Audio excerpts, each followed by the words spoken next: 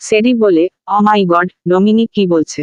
সে এইসকে বলছে আমরা তার উপর গোয়েন্দাগিরি করছি। ঠিক তখনই এইস তাদের দিকে তাকায় এবং হাসে। সেডি ও ক্লোভার আতঙ্কে মেঝেতে পড়ে গেল।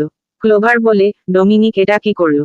আমাদের ডমিনিককে দেখানো হয়। সে তো ভীষণ খুশি। ডমিনিক খুব ব্যস্ত ছিল, কারণ সে তার বাবার ল্যাবে কাজ করছে। ডমিনিক চাচ্ছিল তার কাজটি যেন সফল হয়। কিন্তু কয়েক সেকেন্ড পরে এইস দরজা খুলে ভিতরে আসে ও তাকে মনে হচ্ছিল সে এখানকার মালিক। এইস ডমিনিককে বলে, আমি জানতাম আমি তোমাকে এখানে খুঁজে পাবো। ডমিনিক বলে, আমার মনে হচ্ছে আপনি আমাকে বিরক্ত করছেন। তুমি কোনো পার্টিতে যাওনি কেন? এখান থেকে তোমার চলে যাওয়া উচিত। এইস বলে, ভালো ভাই, আমার আগে বাবা এই কোম্পানিতে নেতৃত্ব দিয়েছিলেন। আর একদিন আমিও এই কোম্পানির নেতৃত্ব দেব, এবং এটা নিয়ে এখন তদারকি কথা হচ্ছে। পরে ডমিনিক এইসকে উপেক্ষা করার চেষ্টা করে, কিন্তু সে তার কাছাকাছি চলে এলো।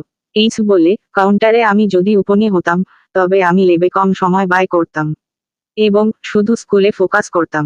ভাই আমি মনে করি না ধারণাগুলো কার্যকর হচ্ছে। আর আমার মনে হয় শীঘ্রই দক্ষ বিজ্ঞানী নিয়োগ করতে হবে। ডমিনিক বলে, আমি এখন হাল ছাড়ছি না। আর আমি ভালো কিছুর কাছাকাছি আছি। এইস চলে যায় দরজা খোলা রেখে।